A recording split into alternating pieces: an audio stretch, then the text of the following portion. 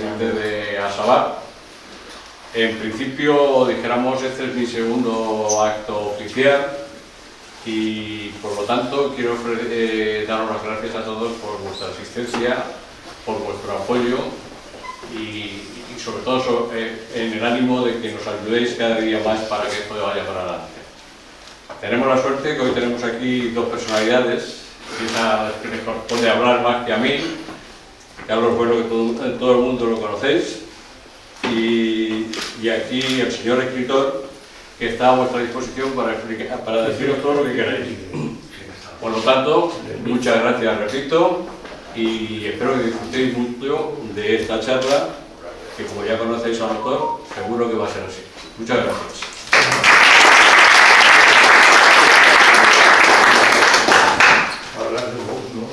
En principio, yo quiero agradecer a Sabaf pues que haya contado conmigo para presentar este libro, La otra vida de Joselito, de Domingo Delgado de la Cámara. Y creo que hablo en nombre de Sabaf también, y en nombre de todos aquellos que nos gustan los toros y los actos culturales. Sí agradezco a la Diputación Provincial de Valencia que haya colaborado y que esta presentación de este libro se enmarque dentro del año granero, que aún le quedan meses, porque creo que me he dicho también que era hasta mayo del año que viene. Pues todos aquellos actos culturales que tengan que ver con que se hagan en Valencia y que cuenten con el beneplácito de la Diputación, pues estarán enmarcados dentro de este año granero que tan importante fue para España, para también, sobre todo para Valencia. La primera gran figura que tuvo Valencia y que merece ser recordada. Dicho esto, bueno, pues repito que es un honor estar hoy presentando este libro de alguien tan importante como fue José Gómez Ortega, Joselito el Gallo. Para muchos fue el torero más importante de la historia. Yo he hablado antes con Domingo, yo he sido siempre muy belmontista, pero me está cambiando un poco el chip. Yo seguro que él intenta cambiar también el chip de la gente, además con argumentos. Desde luego que Domingo Delgado de la Cámara no es el único que se declara joselitista y que dice que fue el torero más importante de la historia. Ya lo dijo en su momento Gregorio Corrochano, que era el más grande de todos los tiempos, y luego, como explicaré, también lo dijo Bergamín. Joselito era hijo de un matador de toros, como fue Fernando Gómez el Gallo, y de una bailadora gitana, que ustedes también me imagino que conocerán la historia, Gabriela Ortega. Nació en Gelbes, en Sevilla, en la Huerta del Algarrobo, el 8 de mayo de 1895, y bueno, estaba llamado al siglo siguiente a ser, como bien dirá Domingo, el torero más importante de la historia. Siempre fue un niño prodigio, y así se le consideró desde que antes de cumplir 13 años, con 12 años, ya debutó en Jerez de la Frontera para matar magistralmente 6 becerros de la ganadería de Cayetano de la Riva. Tal fue el impacto que, no con 13 años, pero a muy temprana edad, los ganaderos vieron en él no un torero con una depurada técnica, que sí, sino alguien que entendía al toro, que entendía las cualidades, buenas o malas, de los animales, de los toros. Y como explicará Domingo, pues le invitaron a las ganaderías y ejerció, bueno, pues un poco, era el que dirigía un poco las tiendas, no en todas, pero sí que fue un poco el que marcó el devenir del toro que posteriormente se lidió y que ha desencadenado en el toro actual, el toro moderno. De alguna manera perfiló la bravura, o lo que entendemos hoy por bravura, y sobre todo la casta vista hermosa que ha acabado pues, siendo la más extendida dentro de la cabaña brava española y mundial en este torero moderno. Como ustedes saben, tomó la alternativa en Sevilla en 1912 de manos de su hermano, del Divino Calvo, de Rafael Gómez el Gallo, y con él comienza la llamada Edad de Oro, que llegaría a la cúspide con la aparición en escena de otro genio, que es Juan Belmonte. Entre ambos consiguen acaparar la atención de toda España. Vamos, eclipsan a los políticos. España en aquella época vivía una etapa muy convulsa políticamente, pero los grandes héroes de España, los grandes conocidos de España eran Joselito y Belmonte. En aquella época España tenía 18 millones de habitantes. Más de la mitad eran analfabetos. Era un pueblo pobre, atrasado, cuyos mayores entretenimientos eran el teatro, las varietés y sobre todo los toros. Alguien me dirá, el fútbol estaba en pañales, en aquella época todavía el fútbol no, ni sombra de lo que es en la actualidad. El 15 de marzo de 1914, en la Plaza de las Arenas, en Barcelona, aunque algunos se empeñan en decir que Barcelona no es taurina, se vieron las caras por primera vez Joselito y Belmonte, ya no matadores de Todos Santos, y a partir de ahí se forma, para mí, el binomio más influyente de la historia de la tauromaquia. Belmonte idolatraba a Joselito. En declaraciones dijo: Joselito era un rival temible. Su pujante juventud no había sentido aún la rémora de ningún fracaso. Las circunstancias providenciales le habían llevado a gozoso, casi sin sentir, como jugando al máximo triunfo, que le hacía ser un niño grande, voluntarioso y mimado, que se jugaba la vida alegremente y tenía frente a los demás mortales una actitud naturalmente altiva, como la de un dios joven. En la plaza le movía la legítima vanidad de ser siempre el primero, y para conseguirlo se daba todo él a la faena, con una generosidad y una gallardía pocas veces superada. Frente a él, yo, Belmonte, tomaba fatalmente la apariencia de un simple mortal que para triunfar ha de hacer un esfuerzo patético. Pues bueno, eso es lo que opinaba Belmonte de Gallito, casi nada, ¿no? Y a la historia, que hablaba de aquel primer mano a mano en las Arenas en 1914, a la historia pasa un año después otro mano a mano célebre en Córdoba. Aquella tarde escribe José Bergamín que en la plaza no cabía ni una aguja de aficionados de lujo, dice Bergamín. Dice que hasta tuvo que intervenir la policía en el tercero para detener la masiva pelea a palos y puñetazos entre los seguidores de uno y el otro. También hablaba yo antes con Domingo, yo no he hecho en falta que hoy en día se peguen en la plaza ni en ningún sitio, pero ese fervor de antes, esa pasión de antes, sí que le ha hecho un poco en falta y ojalá hubiese más pasión en los toros. Decía Bergamín que Joselito es la ciencia, la sabiduría, la luz, el agua, el saber, la filosofía, el arte supremo. Mientras que de Belmonte hablaba que era la improvisación, la imaginación, la sorpresa, lo nunca visto, y que juntos eran el día y la noche mezclados, el fuego, la pasión. Decía Bergamín, no me extraña que Valle Inclán se haya vuelto loco con él, con Belmonte. Ambos son dos locos geniales. Pero mi locura, repito, decía Bergamín, es José, sin duda el más grande de todos, de los pasados, de los presentes y seguro que de los futuros. La historia lo dirá. Y hoy seguro que Domingo constata que la historia dice que Joselito fue el más grande. En aquel mano a mano famoso estaban Guerrita y Machaquito, los dos califas cordobeses, estaba Ortega y Gasset, estaba Chávez Novales, estaba Pérez de Ayala, Valle Inclán, Julio Romero Torres, Mariano de Cavia. Eso lo relata José Bergamín, lo que da la sensación, y para que veamos la importancia que tenía entonces el toreo, que reunía a la flor y nata de la sociedad y de la cultura de la época. En 1917, Joselito, con solo 22 años, dicen los cronistas que ya lo tenía todo. Primero, salud, porque era un torero que, entre otras cosas, y luego seguro que Domingo lo cuenta, fue pionero en cuidarse. Hasta entonces los toreros eran muy dados pues, también a tener sus juergas, pero Joselito es un torero que ya empieza a practicar deporte asiduamente, a no fumar, a beber solo en momentos sociales, incluso tiene un médico personal. Joselito en aquella época tiene dinero, ya era millonario de la época, porque bueno, pues era el que más cobraba y además los empresarios se lo rifaban.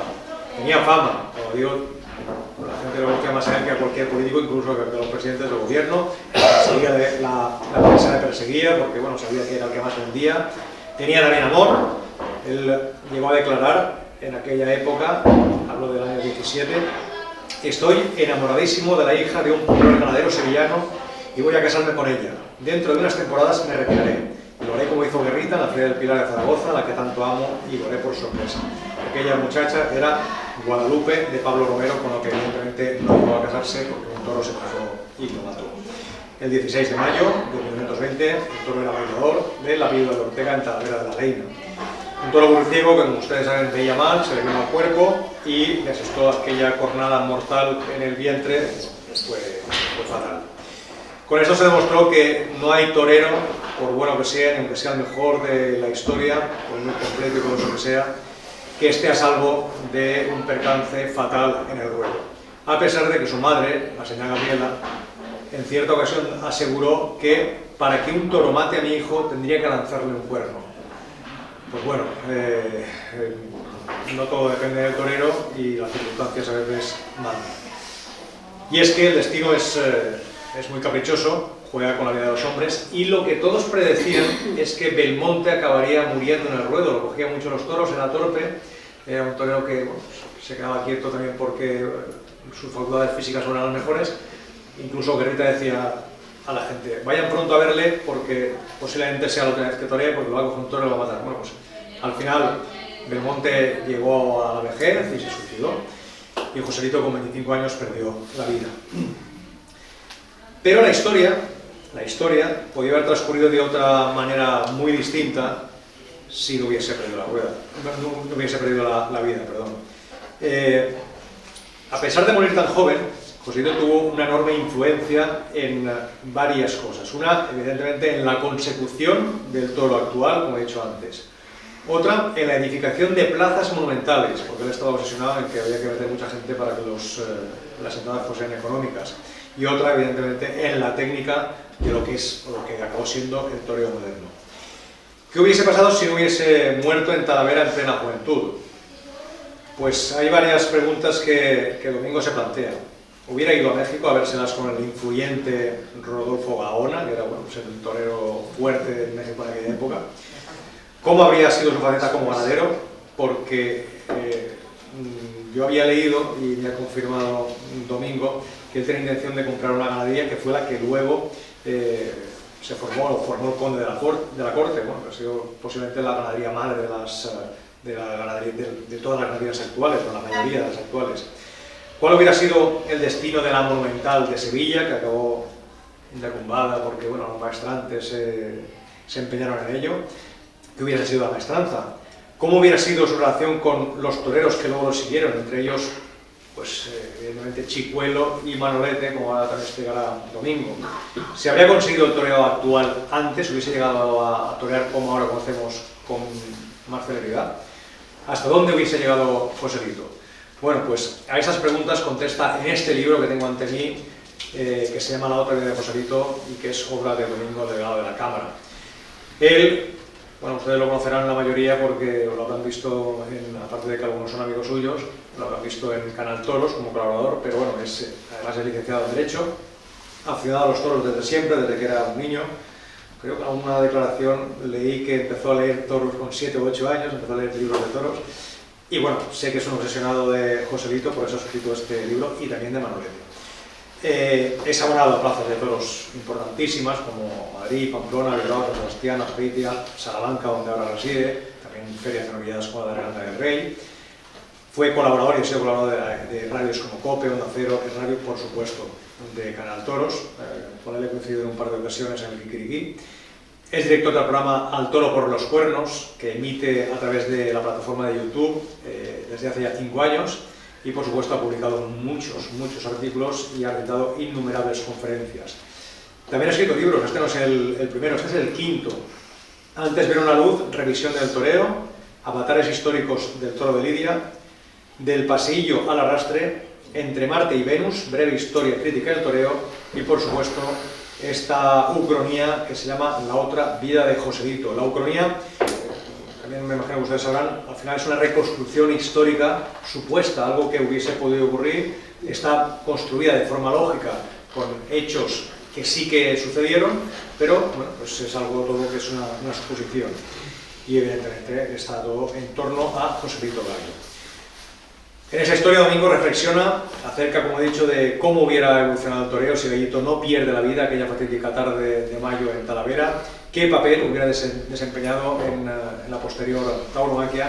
Y a mí, como sé que es muy joselitista, le decía antes de venir a presentar este libro que me desmontó un poco mi percepción del punto de inflexión de la tauromaquia. Yo siempre he sido muy belmontista y pensaba que Joselito era quien resumía toda la tauromaquia hasta el momento en el que aparece, que él era pues, el torero poderoso que compendia toda la técnica hasta el momento y que acaba con un ciclo, y que el nuevo ciclo lo inicia Belmonte.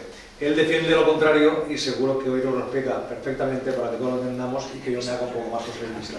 Así que como ya he hablado bastante y quien tiene que hablar, quien ha venido a escuchar esa domingo del lado de la cámara, pues ya les dejo con él y que explique todas estas preguntas que él mismo se hace y que espero que responda. Pues muchas gracias por la...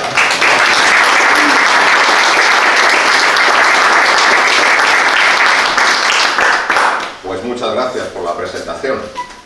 Bueno, pues para mí es un placer estar en Valencia, porque Valencia es una de mis plazas de toros preferidas.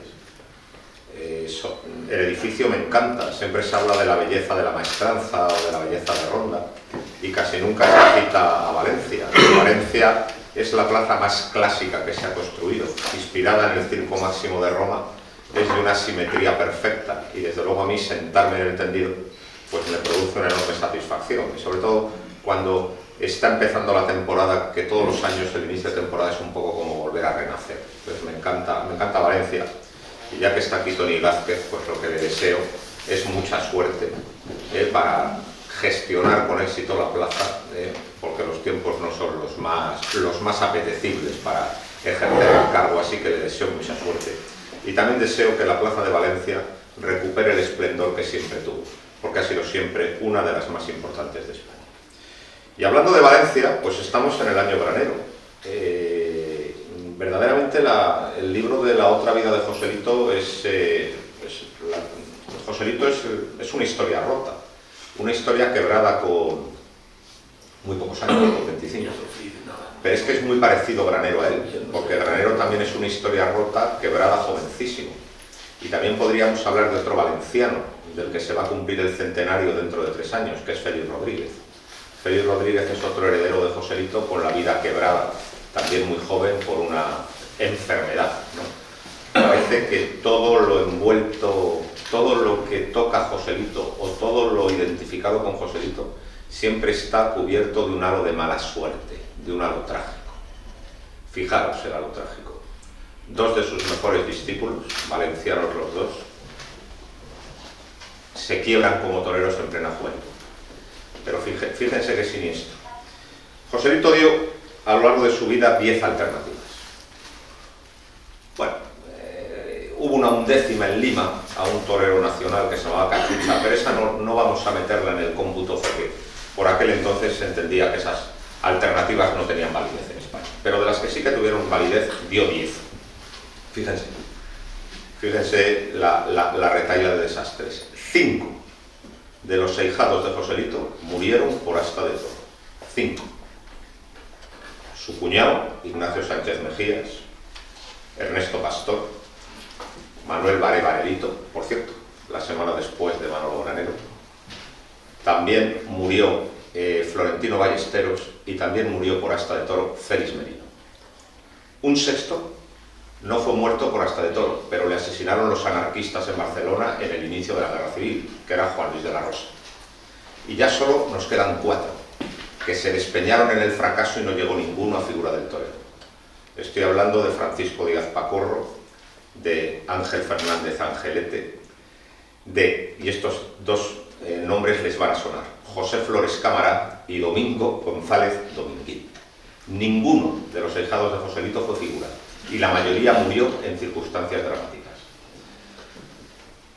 Con respecto a Cámara y Dominguín, van a fracasar como toreros, pero en cambio van a ser muy importantes como apoderados, siguiendo los consejos que les había dado Joselito. Pero fíjense ustedes qué mala suerte, todo lo que suena a Joselito. Todo lo de Joselito es desgraciado, una vida tronchada en plena juventud. Y luego además la desgracia le ha perseguido hasta dentro de la tumba, una vez muerto. Como ya se ha hecho una referencia, los maestrantes, aprovechando su muerte, arruinaron su gran ilusión, que fue la Monumental de Sevilla. Pero no solo eso, encima la historia del toreo le ha maltratado, porque es el mejor torero de la historia. Y no solo el mejor torero de la historia, es el que sienta las bases del toreo que actualmente conocemos. Y sin embargo, la historiografía, de un modo terco, de un modo constante, lo único que hace es embalsamarle como una momia egipcia, diciendo que es el último gran torero del pasado, y le niega cualquier atisbo de modernismo. mientras que esos mismos historiadores han hecho una montaña de libros alabando a Juan Belmonte. Es así la historia. O sea, tiene esta mala suerte Joselito en la historiografía.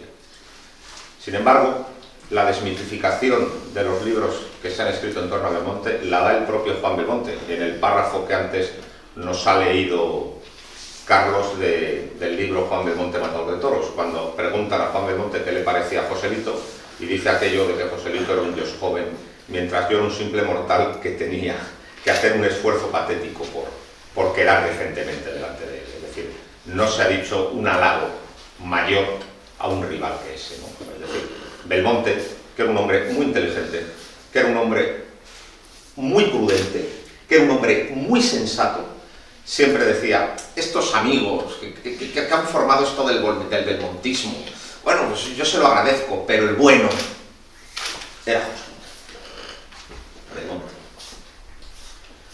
Y es que efectivamente, Joselito es un torero, el mejor de la historia del torero. En primer lugar voy a obrar por descarte. Lo primero que les voy a decir a ustedes es que en la fiesta de los toros no ha habido revoluciones. Lo voy a repetir otra vez para que no quede ninguna duda de lo que he dicho. En la fiesta de los toros no ha habido revoluciones. Lo voy a repetir por tercera vez por si algún sordo todavía no se ha enterado. En la fiesta de los toros no ha habido revoluciones. ¿Y por qué no puede haber en la fiesta de los toros revoluciones? Por el toro. Porque la materia prima con la que hay que experimentar es una materia indómita, una materia agresiva y una materia que castiga los errores con volteretas, cornadas, muerte. Por lo tanto es imposible la revolución. Un pintor tiene un lienzo en blanco que no le ataca y por lo tanto puede allí hacer todas las estupideces que considere oportunas, mientras que esas estupideces llevadas al ruedo se pagan con la vida. Por lo tanto, en la fiesta de los toros no ha habido ninguna revolución. Lo único que ha habido es una evolución. Es decir, la revolución es negar todo lo anterior y crear una realidad nueva. Eso es una revolución. Es imposible con el toro operando en el ruedo. ¿Y la evolución qué es? La evolución es la progresión, pero basándose en lo ya conocido. La aportación de cosas nuevas, pero siempre con un basamento antiguo. Eso es lo que ha sucedido en la fiesta de los toros. Porque una realidad tan movida, tan trágica y tan imprevisible como es el toro de Lidia, no puede ser afrontada con éxito sin disponer de conocimientos previos. Esto es así. Por cierto, Belmonte tenía algún conocimiento previo. Tenía su propia experiencia autodidacta, forjada en los campos andaluces por la noche. Tenía todas las conversaciones con José María Calderón. Calderón era un banderillero viejo de Sevilla, que confiaba en él cuando nadie confiaba, y que había ido en la cuadrilla de Antonio Montes, y que le había hablado mucho de Antonio Montes, y probablemente del Espartero también. Es decir, Belmonte algo sabía, algo intuía. Y luego otra cosa, en el libro de referencia también reconoce Belmonte que yo aprendí a torear al lado de Joselito. Por cierto, esa es otra cosa que dice en El Ruedo. La revista El Ruedo, en el mes de mayo de 1945, cuando se cumplían ese año 25 años de la muerte de Joselito, Juan Belmonte mandó un comentario de su puño y letra. Es absolutamente elogioso, en el mismo tono que las palabras que acaban de leer, ¿no? Entonces, no ha habido revolución, ha habido evolución. Y Belmonte interviene en esa evolución, pero intervienen otros. ¿Qué es lo que ha sucedido? Pues que una intelectualidad y unos literatos absolutamente deslumbrados por la personalidad de Belmonte, pero que en realidad no sabían de toros, escribieron una historia del toreo que tenía muy poco que ver con la realidad del ruedo. Pero no se asusten ustedes, esto ha pasado en todas las facetas de la historia. desde un punto de vista objetivo, se sabe que el comunismo ha sido la ideología más asesina de la historia. Vamos a decir, los recuentos menos sangrientos dicen que el comunismo ha matado a 100 millones de hombres. Bueno, pues todavía el comunismo tiene prestigio en las universidades. Y todavía hay bibliotecas enteras diciendo que el comunismo representa la salvación de la humanidad. Ahora mismo, en este momento presente, todavía hay políticos que reivindican ese legado, el legado de la miseria absoluta y de los 100 millones de muertos. Por tanto, si en la historia general del mundo ha habido gente que ha hecho de la falsedad un auténtico templo, y de la mentira su razón de ser, pues, es decir, una historia errónea del toreo, pues es una cosa bastante menor en relación con lo que estamos diciendo. Pero sí, se hizo una historia absolutamente errónea por la fascinación que Belmonte supo sembrar pues en intelectuales muy prestigiosos, muy respetados, pero que de toros no sabían. ¿El problema cuál es? Cuando la gente lo lee, lo sigue leyendo durante años, y entonces aquello que al principio era pues una bolita de nieve, conforme ha ido bajando y cogiendo velocidad esa bolita de nieve por la ladera, pues ahora es un bolondrio enorme que lo arrolla todo. Lo malo es que quedan las imágenes, es decir, el gran problema de la literatura belmontina es que no resiste las imágenes que quedan de la época. Entonces, las imágenes que quedan, cuando las vemos, nos damos cuenta de que Belmonte es un torero muy antiguo. Y que desde luego lo que se ha escrito de él tiene muy poca relación con las imágenes que existen.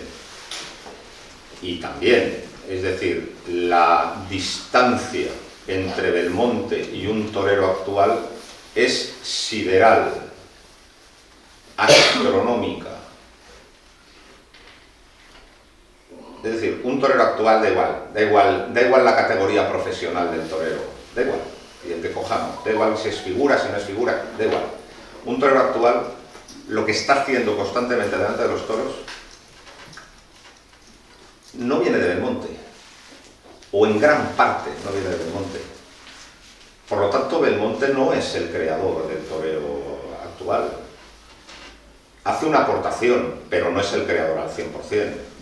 Otros han aportado también, y han aportado quizá más. Si nos fijamos, la idea que tenemos del torero de Belmonte es una idea fotográfica. Tenemos una idea fotográfica de Belmonte. Si nos ponemos a pensar en Belmonte, lo que vemos es la foto esa de la Media Verónica en el puerto de Santa María, por poner una foto conocida, ¿no? Pero, cuando vemos a Belmonte actuar en el cinematógrafo, no somos capaces de relacionar la foto con lo que está haciendo. No somos capaces de meter la foto en el interior de la película.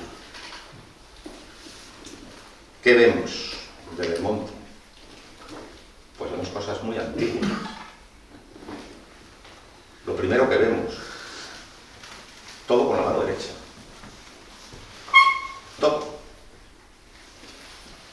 Todo. Rara vez se echaba la muleta a la mano izquierda. Lo segundo que vemos, siempre, constante, permanente, obsesivamente el torero en ochos. Derechazo y el de pecho. Derechazo y el de pecho.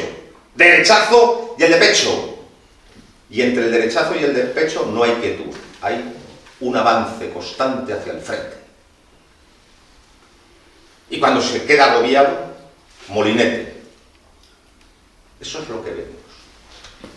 ¿Qué faena actual es así? Derechazo y el de pecho. Derechazo y el de pecho. Ir hacia adelante y cuando está agobiado, molinete. ¿Alguien ve una faena actual que sea así? Ninguna. El toreo que se realiza normalmente en las plazas viene de otro sitio. ¿De dónde? Además, una ventaja con la que contamos a la hora de poder juzgar a Belmonte es que tenemos imágenes de sus dos épocas. Bueno, tuvo tres épocas. La de los años 10, cuando torea con Joselito, la de la primera reaparición de 1925 a 1927, y luego la tercera reaparición de los años 1934 y 35. Pues tenemos la suerte de que tenemos imágenes de su primera y de su última época.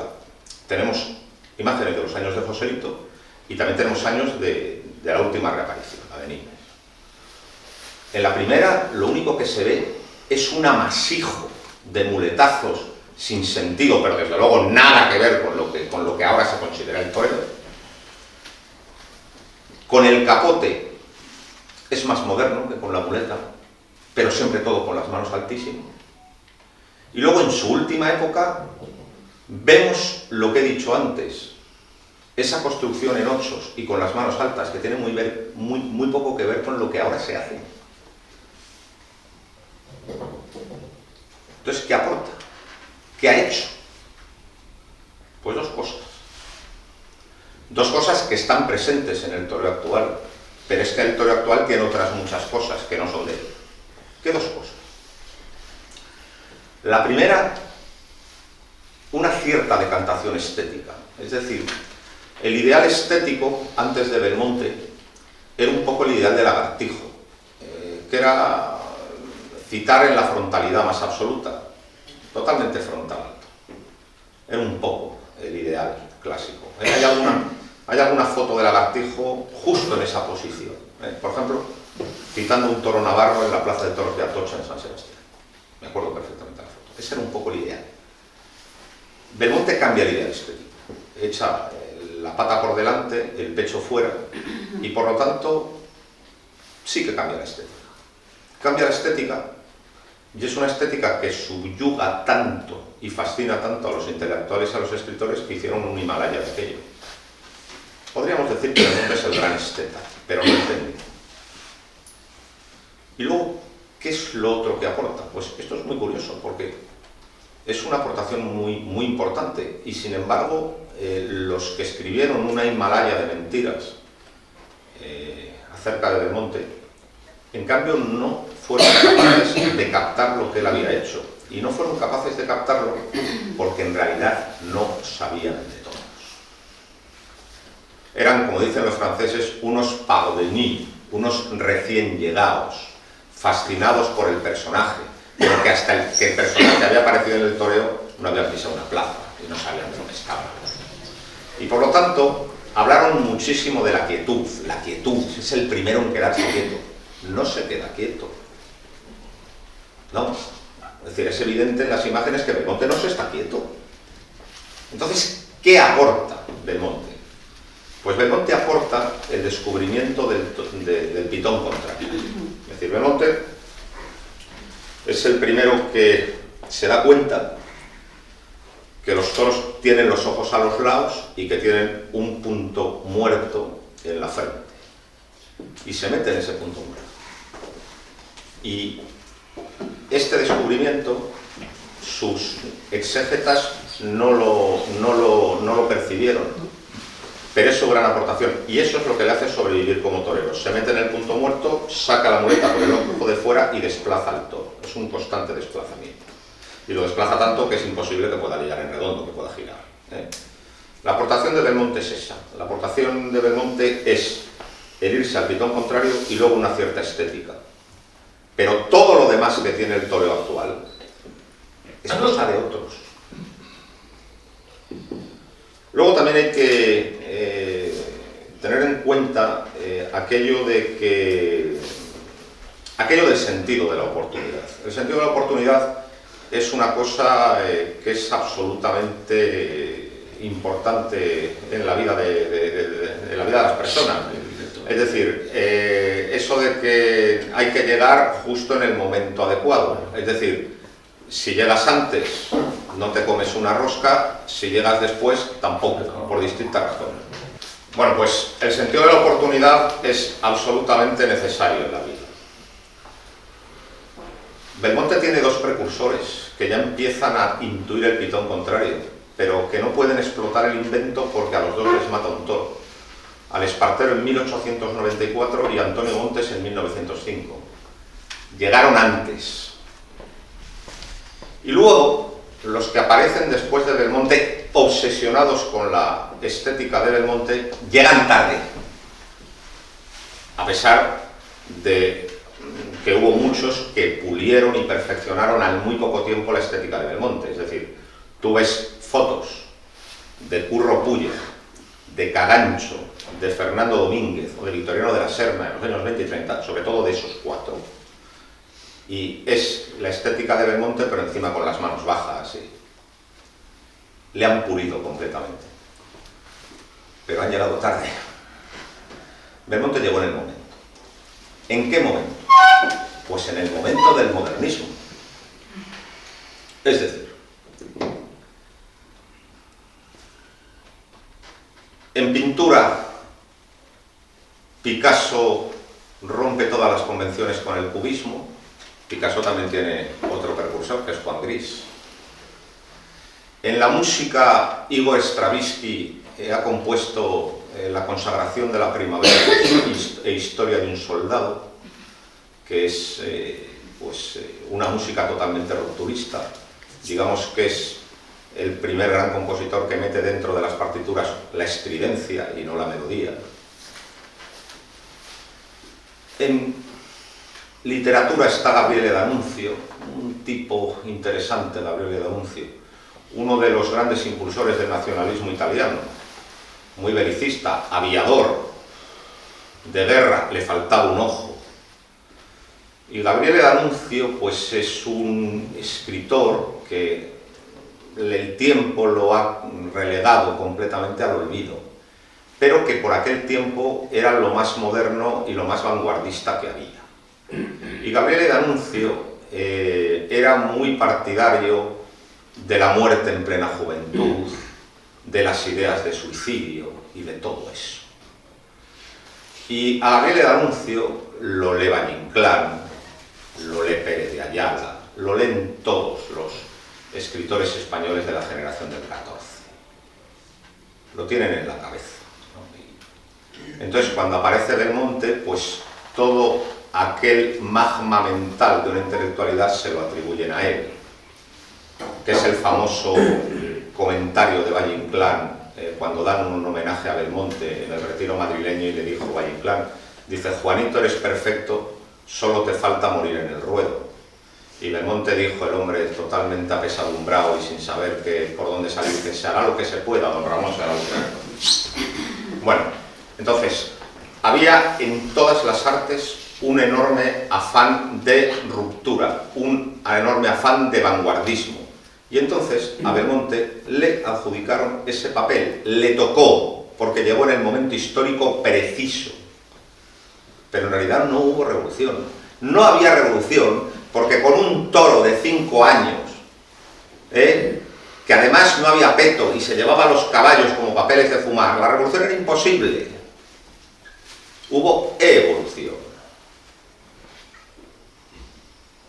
Pero sucede eso, es decir, la literatura belmontista, a pesar de que últimamente hay algún extraviado que pretende reivindicarla de un modo absolutamente absurdo y disparatado, pues la literatura belmontista se hunde, fracasa y naufraga en cuanto se ven las imágenes, porque se ve un torero muy antiguo, en muchas cosas. Entonces, ¿de dónde viene esto? ¿De dónde viene? ¿De Joselito? Sí.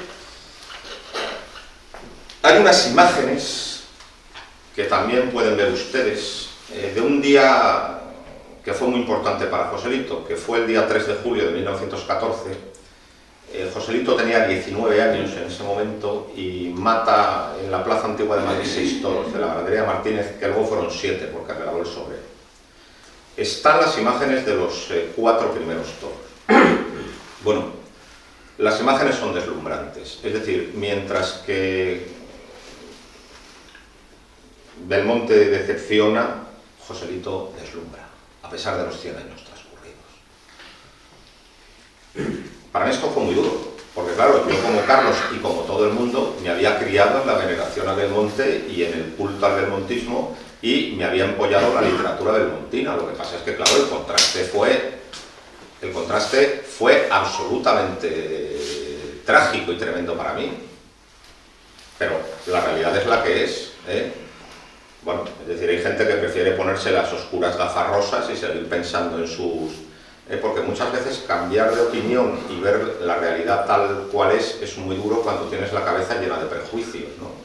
Los prejuicios son las mejores lentes deformantes que hay en el mundo, es decir, por ejemplo, eso se ve muy bien en los padres en relación con los hijos, es decir, el hijo, aunque es un torero pésimo, el papá le parece que es Joselito, Manolete, Chicuelo y Belmonte engarzados, es decir, la capacidad de autoengaño es muy grande. Entonces, pues, eso sucede.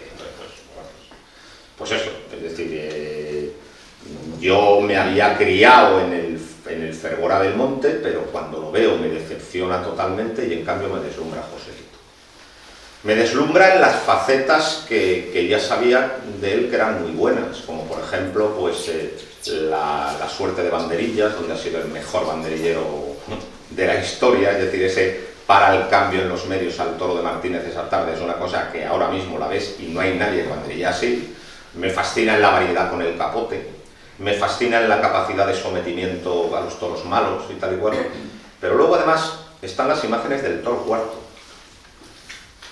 Bueno, pues Joselito con la mano izquierda al toro cuarto le da una serie entera de pases al natural girando sobre los talones. Ahí va. Fíjense ustedes cualquier faena actual, cualquier día en cualquier plaza. Todo el centro de la faena es eso, el giro sobre los talones de modo obsesivo. Ahí va. ¿De dónde viene?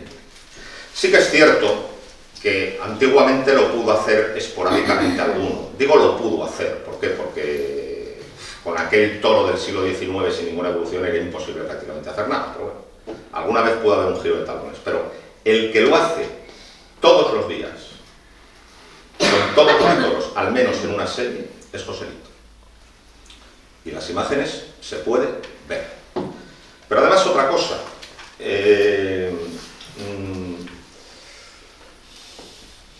lo que sucedió también es que, y esto es un problema que ha tenido la fiesta de los toros a lo largo de toda la historia, que tampoco es un problema exclusivo de la fiesta de los toros, es un problema general. Es decir, los periodistas que escriben en Madrid y que ocupan las mejores tribunas no son necesariamente ni quienes mejor conocen el toreo, ni quienes más saben de toros, ni quienes mejor la explican.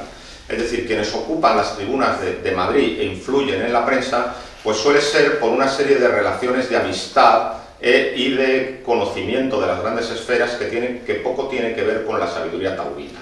Resumiendo, las grandes plumas y las grandes tribunas en los grandes periódicos han sido dadas por el caciqueo, porque es mi amigo, porque tal y cual. Pero eso no necesariamente quiere decir que son los que más entienden. Y en cambio luego ha habido gente que no ha tenido prestigio, que escribía en un diario local, que en cambio eran buenos aficionados y entendidos. Y es muy curioso. Es decir, mientras que a la crítica de Madrid se le fue completamente el asunto y no se dieron cuenta que Joselito estaba girando sobre los talones ya, en cambio a críticos de provincias que no los leía nadie, lo dicen. Por ejemplo, Don Ventura, que luego es un personaje muy interesante. Entonces, Don Ventura vivía en Bilbao, luego vivirá toda su vida en Barcelona. Don Ventura lo dice, este tío gira sobre los talones. Lo dice Don Quijote, un aficionado de Santander, que por cierto era belmontista radical, pero lo dice, pero Joselito hace esto que Juan no, hace esto, gira. Lo dicen varios periodistas de Lima, cuando llega Joselito a Lima. Es decir, la crítica no instalada se empezaba a dar cuenta, y lo dice Minuto. Minuto era un torero muy antiguo y que además tenía problemas con la cabeza y tuvo una vida muy azarosa, pero era muy amigo de los gallos. La primera vez que se pone Joselito delante de una becerra, con 5 o 6 años, le llevó Minuto de la mano a la becerra. Y luego Joselito y los gallos se portaron muy bien con Minuto, cuando se arruinó, cuando fue a la cárcel, le ayudaron mucho, hicieron una corrida en su homenaje. Pues bien, cuando muere Joselito, Antonio García Poblaciones, que hace un libro justo cuando muere Joselito, pues pequeñito y tal, ¿no? Pues, preguntando la opinión a mucha gente, Minuto dice: lo importante de Joselito no es que banderille como nadie, que por supuesto, no es que tenga un poderío y un dominio con el toro, que por supuesto, dice, lo importante de Joselito es que daba los pases naturales a racimos, no de uno en uno, no, a racimos.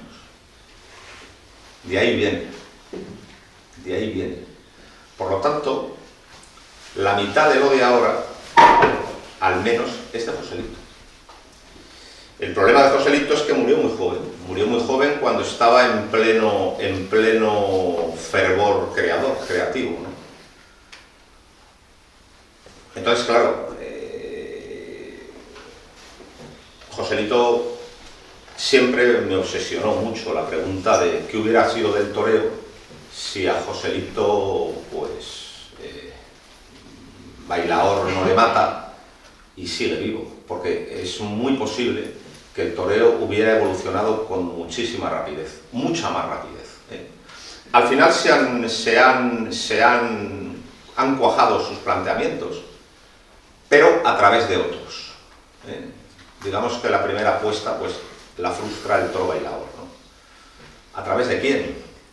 Pues a través de Chicuelo y a través de Manuel. Chicuelo también es otro torero absolutamente despreciado, marginado. Cuando la crítica habló de él, pues solamente dice pues, que inventó la chicuelina, que además no la inventó él, la inventó un valenciano muy importante, que es Rafael Dutrú Llapisera, torero que un día habrá que hablar despacio de Llapisera, porque es un torero que influyó mucho en el toreo serio. Es un torero muy importante. Un torero que con los becerros de las charlotadas hacía auténticas diabluras y le iban a ver los matadores de toros. Un día habrá que hablar despacio de Llapisera, que es uno de los grandes toreros de Valencia.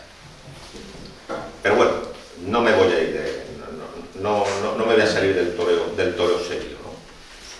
Entonces, pues Chicuelo ha tenido mala suerte, solo se habla de él como inventor de la chicuelina. Y bueno, pues como el toreo sevillano a pies juntos, y nadie se dio cuenta de lo que verdaderamente estaba haciendo.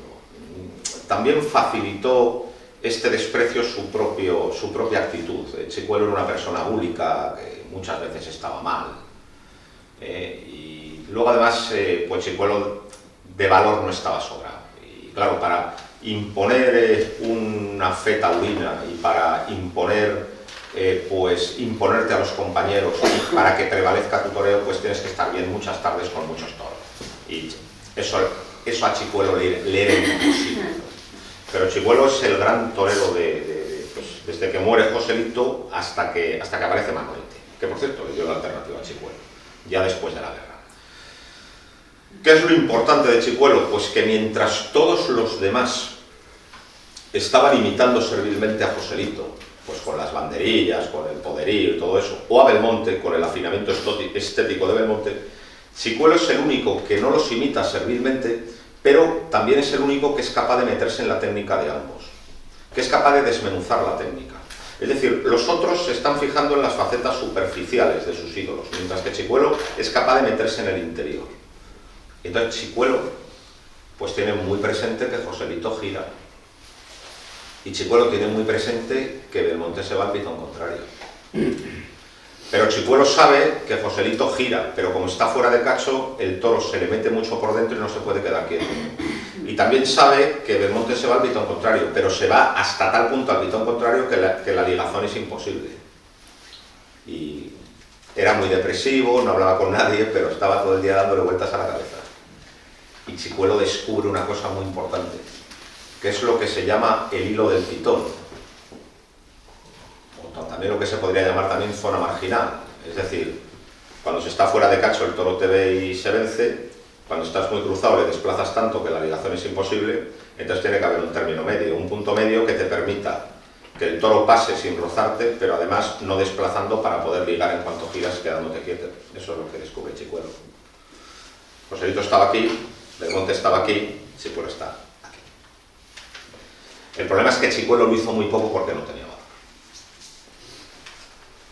Hay una faena incendiaria en Madrid, dos en México. Ya está. Quien impone definitivamente ese toreo es Manolete, porque Manolete sí que tiene valor. Claro, algún aficionado partidario de lo superficial pues pensará que Chicuelo y que Manolete no tienen nada que ver. No tienen nada que ver en lo estético porque Chicuelo es un hombre regordete y de brazos cortos y Manolete es un hombre alargado y de brazos largos. Pero en realidad es la misma y permanente obsesión. El giro, el giro, el giro, el giro. ¿Conocen ustedes una faena de los últimos 50 años que no esté basada en el giro, en el giro, en el giro? Ninguna.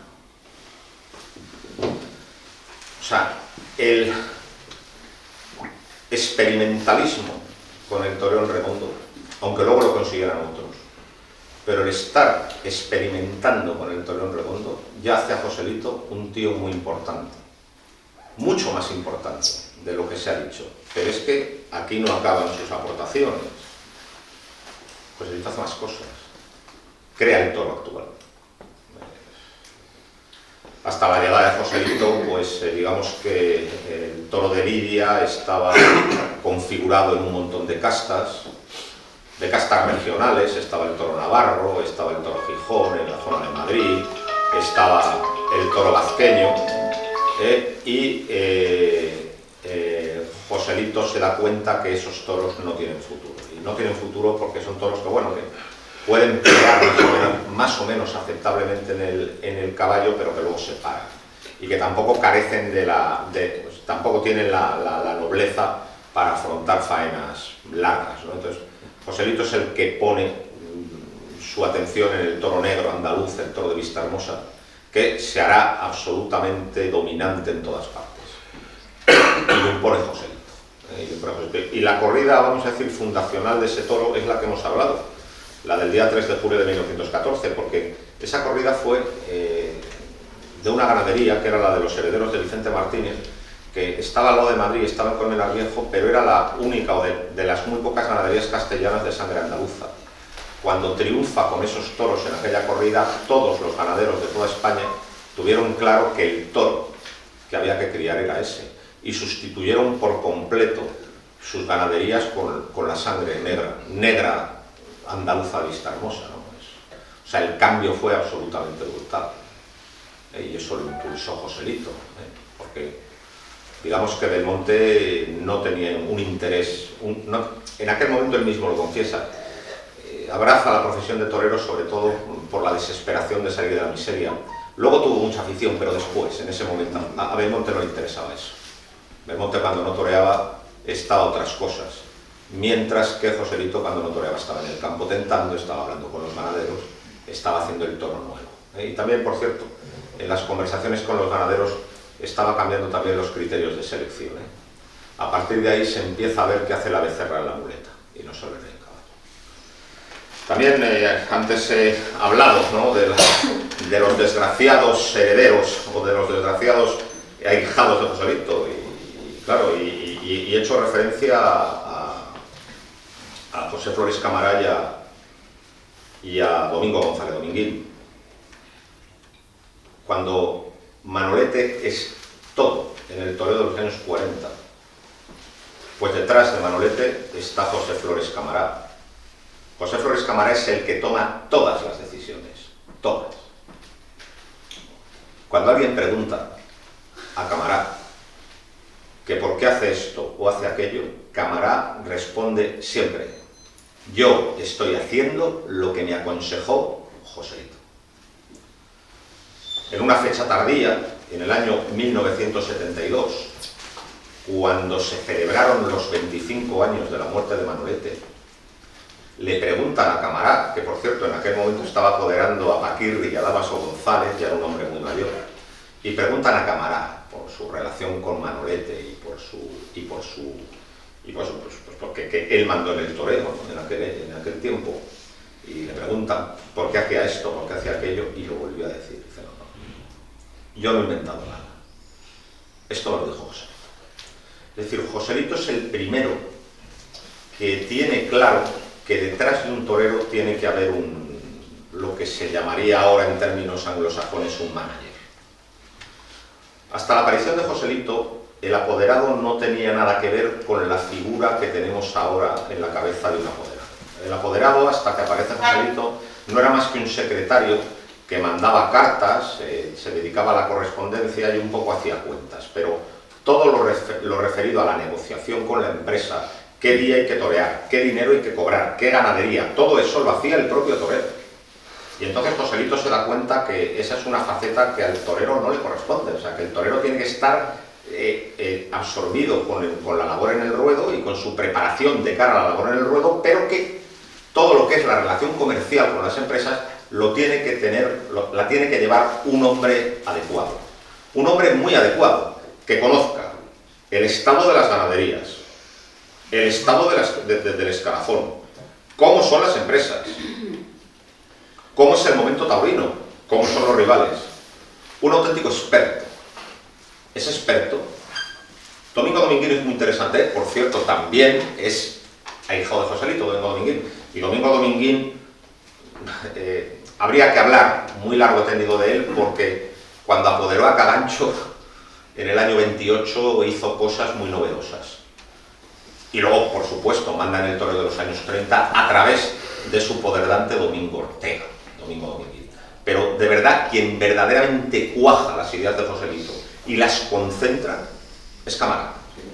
Por cierto, Camará, con el cuerpo de Manolete todavía caliente, a los 3 años de la muerte de Manolete, se hace el amo del toreo con 2 novilleros. 2 novilleros que llegaron a cobrar mucho más que las figuras del toreo, y se llegó a dar el hecho insólito que interesaban más que las figuras. Y por ejemplo, en la plaza de Valencia, aquella feria de julio, fue toda de novilladas. Estoy hablando de Litri y Aparicio, apoderados por Camará, con las ideas de Joselito. Fíjense ustedes el cerebro del niño prodigio, porque murió jovencísimo. Y luego además, también que ha hecho Carlos una referencia al asunto de las plazas monumentales. No me voy a extender mucho por el asunto de las plazas monumentales porque nos llevaría mucho tiempo, pero evidentemente impulsó 3 plazas que han sido muy importantes. La Monumental de Barcelona, actualmente cerrada, la Monumental de Sevilla, demolida por los propios maestrantes, pero que tiene una hija en la Monumental de Pamplona, porque la Monumental de Pamplona se hizo con esos planos, con los de la Monumental de Sevilla se modificaron cosas, pero en general en el 90% son esos planos, y sobre todo la Monumental de las Ventas. La Monumental de las Ventas es obra de Joselito. Joselito buscó los terrenos, buscó el dinero, buscó todo. Y digamos que podríamos decir que con Joselito pues tiene lugar la segunda revolución industrial del toreo. La primera tuvo lugar en tiempos de Lagartijo y Frascuelo. Lagartijo y Frascuelo hacen que el toreo tenga una popularidad a finales del siglo XIX hasta entonces desconocida. Tienen 2 grandes ayudas, Lagartijo y Frascuelo. Una de ellas es el ferrocarril, es decir, en su época el ferrocarril llega a todas las capitales de provincia, lo que les permite llegar ellos también a torear, y eso hace que se construyan plazas de toros en todas partes. Y luego también tiene una gran ayuda la pareja de Lagartijo y Frascuelo en la prensa. Es decir, la prensa, que había nacido con mucha timidez pues en los primeros del siglo XIX, pues va a tener una enorme extensión en esos años. Es decir, a cualquier barbería o a cualquier casino llegan los periódicos de Madrid con las hazañas de Lagartijo y Frascuelo. Lagartijo y Frascuelo, digamos que tienen, digamos que hacen que la fiesta tenga un gran impulso. La segunda es con Joselito, es decir, con Joselito y con el impulso a las plazas monumentales. Y la tercera, sí, habría que estudiarlo. Es decir, yo creo que sí, con el cordobés hubo un milagro, una multiplicación de festejos. Es decir, se pasó de 300 a 600, sí, por lo tanto fue muy importante el cordobés. Y luego también habría que estudiar un fenómeno que tuvo lugar en los años 80, hace 30 años, que es muy interesante, que es el de cuando las ferias se pusieron de moda y daba igual la categoría del cartel, que se llenaba siempre en lugares como Madrid, como Sevilla, como Pamplona. Esos pueden ser los hitos económicos de la fiesta de los toros en 150 años. Pues bien, una de las revoluciones industriales la impulsó directamente Joselito, la de las plazas monumentales. Por lo tanto, en eso tuvo mucha importancia. Por tanto, digamos que el libro, la verdad es que estaba hecho, por así decirlo. Como ven, no he hecho ningún spoiler, no he destripado nada, simplemente he hablado de la importancia de Joselito, no he hablado de lo que pasa en el libro, ¿no? Pero el libro me venía hecho, ¿por qué? Porque era impresionante todo lo que hizo en 25 años de vida y todo lo que podía haber hecho si hubiera vivido. Yo estoy convencido de que más o menos las cosas hubieran llegado a su punto actual, pero mucho más deprisa, en cuanto a la perfección en el toro y en el toreo. Y luego además también era una forma pues de acercarme a Joselito de modo original, porque lo que no tenía sentido es volver a escribir lo que ya he escrito. Y entonces la ucronía me parecía un medio muy útil. ¿Por qué? Pues porque ha sido muy poco o nada utilizada en la literatura taurina. Es decir, utilizar lo que se ha dado en llamar la literatura contrafactual, es decir, partiendo de un hecho que no sucedió, hacer una historia pero verosímil, pues es una cosa que prácticamente no se ha utilizado en la literatura taurina, pero es muy utilizado en otras literaturas, por ejemplo en la literatura histórica. Hay un montón de libros que dicen, pues no sé, que especulan sobre cómo le hubiera ido al mundo si los nazis ganan la Segunda Guerra Mundial, por ejemplo, ¿no? Hay muchísimos libros al respecto, ¿no? O cómo hubiera también evolucionado el mundo si Cristóbal Colón se pone a disposición de los ingleses y no de la Reina Católica, ¿no? Hay un montón de literatura al respecto. Sobre todo también ha habido muchísima literatura militar, porque, claro, en los estados mayores pues siempre se trabaja mucho con eso, ¿no? Y se ponen ahí en el tablero las piezas para ver qué hubiera pasado, ¿no? Pues por ejemplo, si los aliados fracasan en Normandía, por ejemplo, ¿no? Cómo hubiera continuado la Segunda Guerra Mundial, por poner un caso nomás, ¿no? Entonces, es un género, el contrafactual, el ucrónico, muy utilizado, pero que sin embargo prácticamente, salvo alguna rara excepción, casi no había tenido utilidad en la literatura de los toros. Entonces, me venía totalmente al pelo, ¿no? Por hacer algo distinto, sobre todo en un ambiente como es el taurino, donde la tendencia siempre es la misma, a repetirnos los unos a los otros. Es decir, en la literatura taurina hay como dos clases de libros: la repetición como papagayos de lo que otro ha dicho, o también el negativismo y el decir no a todo y todo está fatal y nos vamos a morir todos, y viene el apocalipsis absoluto. Siempre estamos en las dos mismas cosas. En cambio, digamos, cosas originales y que aparte de la originalidad intenten aportar alguna idea constructiva, pues eso no existe. Entonces, por eso pues hice este libro. Me han dicho los que lo han leído que es un libro que es muy fácil de leer, que no se hace plomazo. También es mi homenaje personal a mi admiradísimo Joselito. Y nada, y espero que les guste mucho, porque yo desde luego he puesto mi corazón en él, porque admiro muchísimo a Joselito. Y ya que estamos en Valencia y tal y cual, pues nada, pues ya le advierto a Toni Gázquez que tengo pensado una cosa bastante interesante sobre Félix Rodríguez, un torero maldito, al que Valencia y España entera debe un homenaje. Pues nada, muchas gracias y gracias por haber tenido la bondad de escuchar.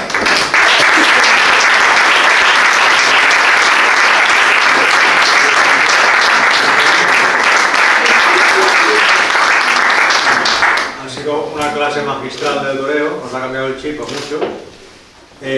Yo, como no tengo prejuicios, me voy siendo más joselitista, pero no has destripado nada del libro. Claro, porque como tiene que ser, para que haya... Mira, solo voy a decir una cosa, quien muera... Solo voy a decir una cosa simplemente para poner cachondo al personal. Quien muere en Talavera es Belmonte. Muy bien.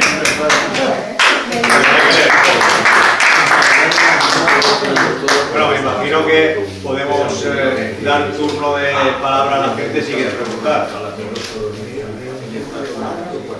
A ver, Chimo, creo que esta... No, es una pregunta, no es mía, es una pregunta que envía Mariano para que le preguntemos a Domingo. Entonces yo la transmito.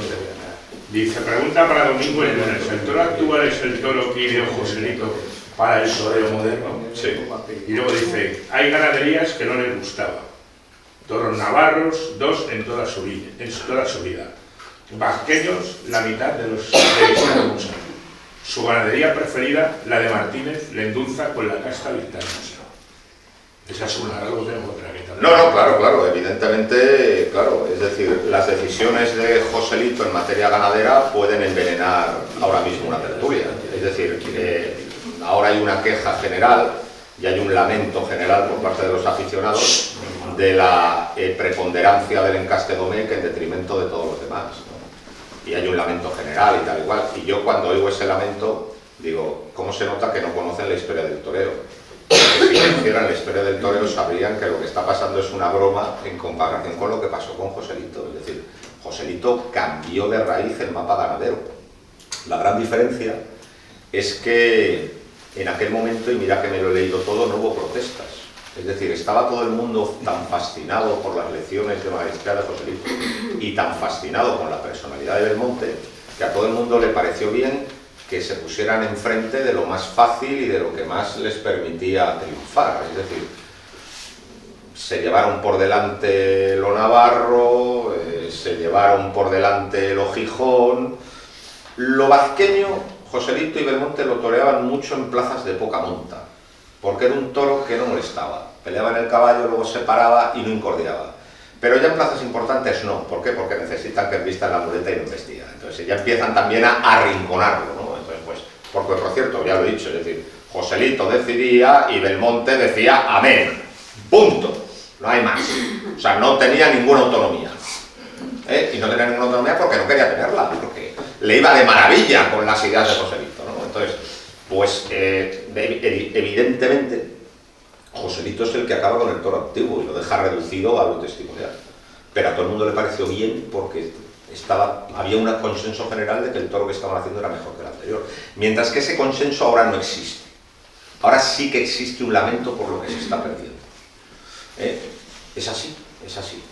Lo mismo, una pregunta respecto a lo que está diciendo, no sé si estoy equivocado, pero yo creo haber leído que en ciertas ocasiones sí que cuando aparecía algún nuevo valor y Joselito quería demostrar quién era él, pedía una más complicada, como la de Miura, en plazas importantes, junto a ese nuevo valor, para, como él tenía ese poder... Te voy a destrozar un mito, macho. Otro más. Acaba con Belmonte... Vamos a ver. Vamos a ver. Tú fíjate, la influencia tremenda de Joselito, que los niños Miura echan un semental de Vistahermosa, banderillo de la marquesa Vía de Támaro. Fijaros la influencia. Por influencia de Joselito echan a las vacas de Cabrera un toro de Vistahermosa. O sea, el poder de Joselito es tremendo. O también lo de Pablo Romero. Es decir, Pablo Romero tenía muchas cosas dentro, pero fundamentalmente Pablo Romero era una ganadería vasqueña, porque venía de la del Duque de San Lorenzo. En otras palabras, los toros de Pablo Romero, aunque a ustedes les parezca increíble, eran generalmente berrendos en colorado y berrendos en negro. De repente empiezan a salir todos cardenitos. ¿Qué ha pasado aquí? ¿Qué ha pasado? Pues lo más probable que pasó es que cuando se muere el marqués de Saltillo, se forma una testamentaría para liquidar la herencia. ¿Y sabes quién fue el principal alguacil testamentario? Don Felipe de Pablo Romero. ¿Y sabes dónde estuvo la ganadería mientras se la vendían a los morenos? En la finca de Pablo Romero. Qué casualidad que empiezan a salir todos cárdenos. O sea, fijaros la influencia, ¿eh? O sea, hasta las ganaderías, vamos a decir, con más prestigio torista, se dan cuenta que o se adaptan o se quedan fuera. Luego, otra cosa. Las que verdaderamente eran chungas, Joselito no, ¿eh? Y Belmonte menos. Es decir, ¿qué era chungo en aquel momento? Pues era chungo, por ejemplo, 3. Pala, mató poquísimas. Mata el primer año 2, me parece, el año que se dedica a echar a bombita. Y esto es una cosa que no sabéis, pero os lo digo. Iba a matar otra solo en Valencia a final de la temporada del año 20 y no dio tiempo. Iba a matar una aquí, de Pala, pero normalmente mató 2, es decir, quizá el año 20 estaba decidido a hacerlo precisamente pues porque se metía mucho con él, precisamente porque estaba escogiendo mucho las corridas, ¿no? Bueno, pues eso. Otra muy dura, López Plata, ni una. Sotomayor, tampoco. Es decir, mataban lo mejor, o lo que se ha dicho, es decir, los toros navarros, Joselito ya simplemente los mata de sobreros en Zaragoza y en Pamplona, pero no se anuncia con ellos, así y tal. Entonces, Joselito lo tiene clarísimo. Y luego otra cosa que también se daría mucho que hablar. Es decir, ¿sabes quién fue el primero en tener vedor? Joselito. Joselito es el primero que manda un tío al campo a ver cómo está la corrida, porque hasta entonces el empresario mandaba a la plaza tal lo que él consideraba conveniente y oportuno y nadie iba a ver nada, El primero que manda a un propio a ver cómo está la corrida es Joselito, y se llamaba Juan Soto. E inmediatamente Belmonte pone a otro, que se llamaba Domingo Ruiz. Son los primeros vedores. O sea que hasta en eso pues tal. Y luego otra cosa, ¿no? Cambia la hechura del toro, es decir, la hechura del toro lo vemos en las fotos todavía de Machaquito, de Bombita, de los inmediatamente anteriores, pues es un toro muy alto, con muchos pitones, con aspecto de buey, mientras que ya los toros que mata Joselito el día famoso del 3 de julio del 14 son todos bajitos, abrochados, o sea, cambia el toro, el jodido, y era un adolescente, ¿no? Y otras cosas, ¿no? También, es decir, la famosa crónica de Corrochano, de Joselito torea en el patio de su casa. Corrochano había sido gran partidario de Joselito, pero claro, como Corrochano escribía en ABC era muy amigo de los maestrantes y estaba fastidiando a los maestrantes con la Plaza Monumental de Sevilla, pues dan la orden a Corrochano a meterse con Joselito. Y Corrochano, claro, era muy de Joselito, pero lo que no quería de ninguna manera era perder la tribuna. Entonces, obedeciendo a los amos, empieza a meterse con Joselito. Y hay una crónica que se llama Joselito torea en el patio de su casa, de una corrida precisamente en la Monumental de Sevilla, donde insinúa que a los toros los están afectando. O sea, que la cosa viene de largo.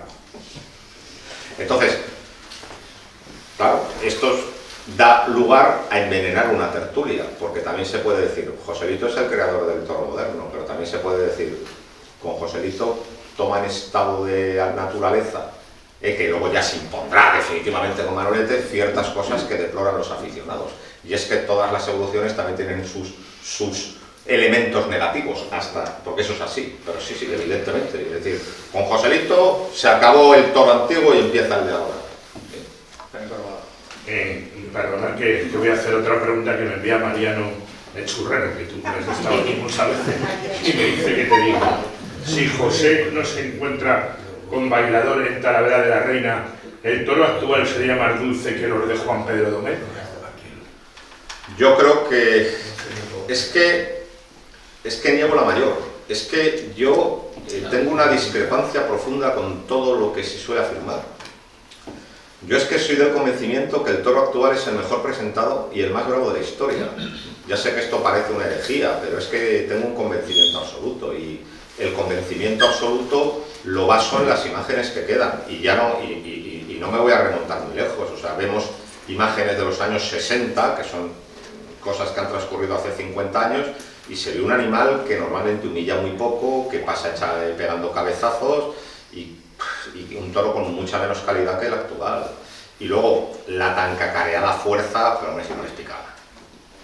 Es decir, el toro actual lucha en un ambiente mucho más desfavorable que el toro histórico, de cualquier época. ¿Por qué? Porque el caballo de picar ha crecido de un modo enorme, el peto es muy seguro y cubre mucho al caballo, y ahora cobran los toros, mientras que antes se limitaban a zarandear caballitos donde verdaderamente no se les imponía un castigo. Y luego, a pesar de zarandear caballitos y donde no se impone un castigo, luego se les ve en la muleta pues con la cara por arriba, faenas muy cortas porque ya no quieren más. Es decir, a pesar de la gran desmitificación que tiene el toro actual, el toro actual es el más bravo que ha habido nunca. Mírate los 20 últimos San Isidros, es decir, es que salen todos los días 2 toros de consagración que los toreros no torean. Es decir, es que el problema al que hemos llegado es que hay un toro que embiste tan bien y es tan perfecto que o eres Morante de la Puebla o siempre estás por debajo de él. Es decir, es que mientras que con el toro aquel sin calidad que pasaba punteando era más fácil taparse, ¿no? Mientras que con este toro o eres un perfecto técnico y estético o estás perdido. O sea, el toro de ahora es mucho mejor que el antiguo, de cualquier época.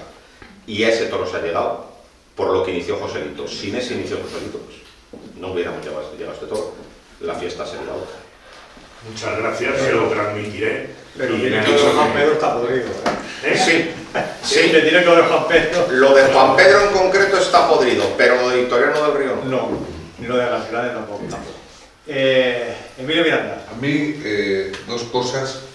A mí, yo, lo que me encanta es la técnica del toreo y como has explicado, la evolución, pero, claro, a partir, y sobre todo Chicuelo, que es el ligar, y luego, pues con el tema del pitón contrario, ahora parece que algunos quieren que se vuelva a un unipasa. Sí, totalmente. Sí. Por ejemplo, eso se ve muy bien en la Plaza de Toros de Madrid, cuando están gritando todo el día crúzate. Pues cuando se grita crúzate, el grito es producto de unas lecturas mal asimiladas y de unos conceptos poco claros y desde luego absurdos. Está demostrado que cuando vienen las cornadas es cuando giras solamente y te quedas en el sitio para ligar el siguiente.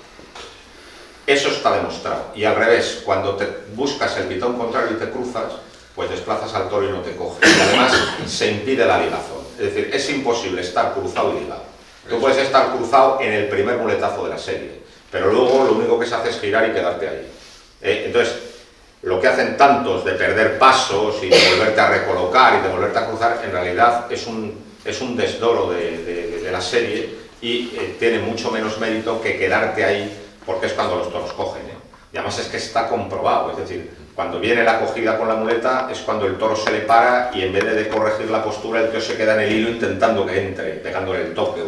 Entonces ahí viene la cogida, entonces sí, existe ese absurdo metafísico, es decir, el toreo, todo el toreo ha ido evolucionando cada vez más hacia mayor quietud, mayor ligazón en redondo y más número de muletazos ligados en redondo. Eso es a lo que ha ido el toreo.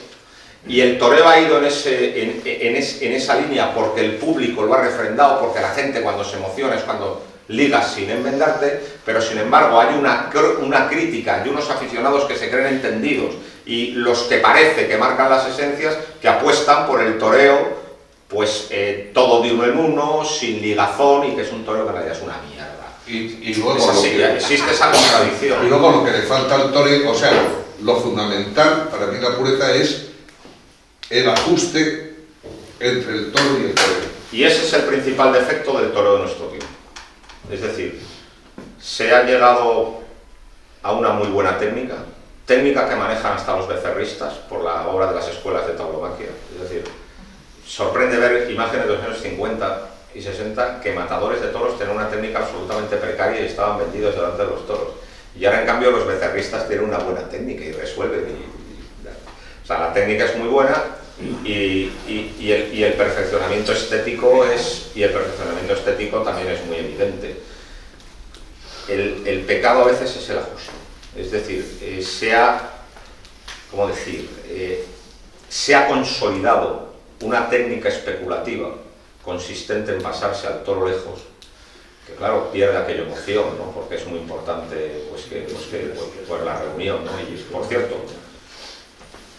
el secreto de José Tomás es ese. José Tomás es un torero que tiene muchas cosas criticables, y que ha hecho cosas que no son nada buenas para la fiesta. Pero el secreto de José Tomás delante de los toros era el ajuste. Y el ajuste hacía que la gente saltara como un resorte del entendido, de la emoción y de la intensidad. Mientras que cuando se torea despegado, pues es bonito, o sea, hay estética y hay técnica, pero no tiene esa emoción. Sí, el defecto principal del toreo actual es la falta de ajuste. Quitad a Morante, que el tío encima se los ajusta. O sea, que los torea perfecto, técnica y estéticamente, y encima se los ajusta. Entonces, es un fenómeno, Morante. El hilo final de Joselito Morante. Sí, claro. Bueno, Morante es una, ¿cómo decir? Es como una recopilación de lo mejor de la historia del toreo. En lo único que verdaderamente es criticable es que va vestido que, en fin, digamos que es en lo único que se aparta de un clasicismo evidente en lo demás, ¿no? Muy positivo que haya abierto la mano de los encastes, muy positivo que se haya echado la temporada a la espalda y haya matado 100 corridas, muy positivo todo. Y luego además es pues el crisol donde se funde lo mejor de la historia del toreo.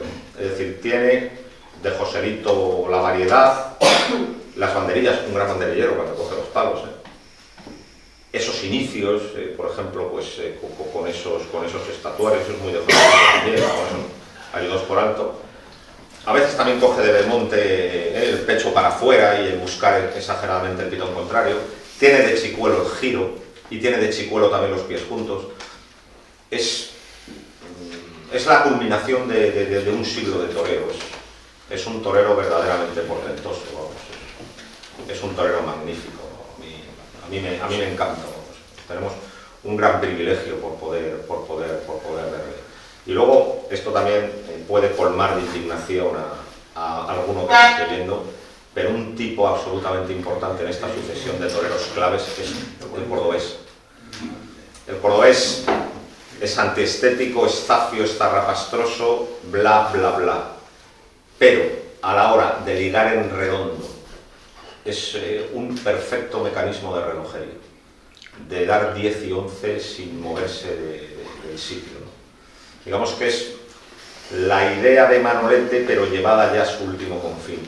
Ese es un torero verdaderamente importante que no se le ha respetado por parte de los aficionados cultos, pues porque digamos que su zafiedad colmaba de indignación a los puristas, pero es un torero que en toda esta cadena de toreros clave tiene que estar. Rafa Roca. Gracias por la lección. Yo creo que la culpa de Joselito sobre su fama y tal fue que la generación que le tocó vivir, que es la generación del 98, era antitaurina. Y la que le tocó vivir a Belmonte era taurina. La pregunta es, ¿fue la generación del 27 la que se metió en el caparazón de Belmonte, o fue Belmonte quien se metió dentro de la generación? ¿Quién influyó más en quién? Es que yo creo que aquí hay que hablar de la generación del 14 también. Es decir, la generación del 98 es la compuesta por Unamuno, Baroja, Joaquín Costa. Esos fueron muy antitaurinos al principio, veían en la corrida de toros el síntoma de la decadencia nacional. Y es verdad que conforme fueron cumpliendo los años, fueron, digamos, moderando sus posturas, pero quizá los que verdaderamente se apasionan con Belmonte es justo los que vienen detrás de ellos, lo que se ha dado en llamar la generación del 14. La generación del 14, pues claro, venía de una tradición antitaurina, porque en el pensamiento español lo que estaba bien visto era ser antitaurino durante todo el siglo XIX, y son los que se apasionan con Belmonte. ¿Por qué se apasionan? Pues porque, como dijo José Alameda, el gran maestro José Alameda, al que verdaderamente debemos nuestros conocimientos, como dijo el maestro José Alameda, Belmonte tenía una percha literaria que Joselito no tiene. Es decir, Belmonte, cuando sale con esa pinta de paria y de desheredado, pues todos estos que, como he dicho antes, estaban todo el día leyendo los libros de anuncio y que estaban todo el día pues obsesionados con la idea del suicidio y otras cosas por el estilo, claro, vieron en Belmonte un arquetipo increíble. Y lo que he dicho también, es decir, en un momento de ruptura en todo el arte, en todas las artes, pues a Belmonte le adjudicaron ese papel. Son los del 14. porque los del 27 en realidad tienen muy poca relación con Belmonte. El gran galvanizador de la generación del 27 es Sánchez Mejías, que es cuñado de Joselito. Sánchez Mejías era un tipo absolutamente encantador. Es ese ser humano que fascina a todo el mundo, a hombres y mujeres por igual. A las mujeres verdaderamente las subyugaba, pero a los hombres también, en otro plano, en el plano de la amistad, pero también les subyugaba. Entonces, era una persona, por lo visto, por lo que sabemos de él, que tenía un don de gentes, una cultura, una conversación, una cosa verdaderamente excepcional. Era un torero muy tosco, era un torero malo, pero era un torero muy valiente y que se ganó un sitio en el toreo a base de arrimones. Por cierto, un arrimón insensato le llevó a la muerte. Entonces, aparte era un hombre muy inquieto. Sánchez Mejías era un tipo que tenía interés por muchas cosas. Por ejemplo, fue presidente del Real Betis Balompié, por poner una cosa que le interesaba. Fue autor teatral, por ejemplo. Bueno, pues era un tipo tal.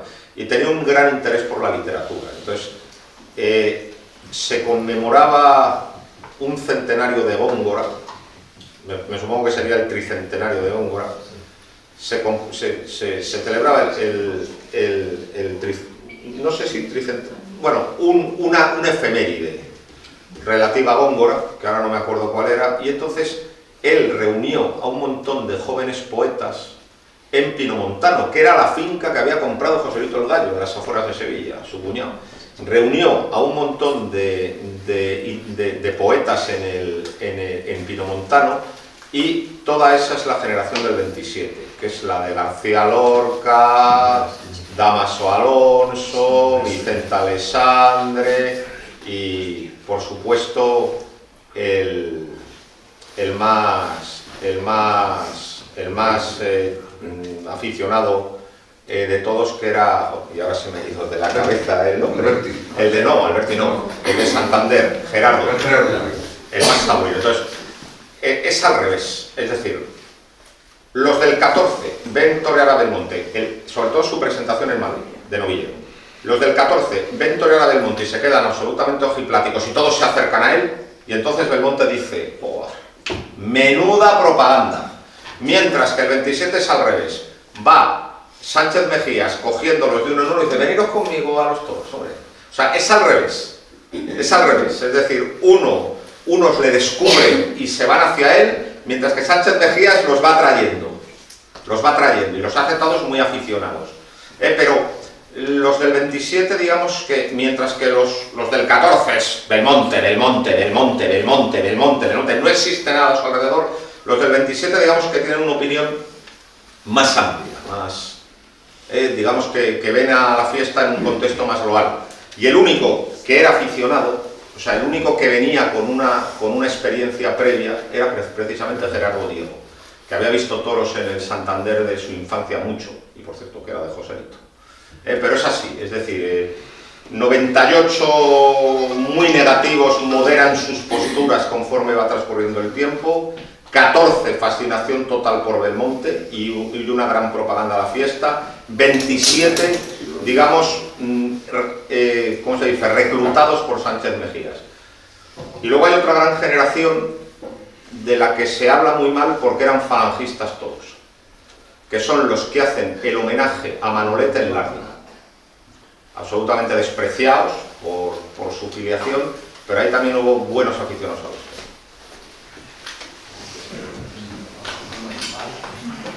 Bueno, pues solo queda que comprar el libro, leerlo y escribir a Domingo y contarle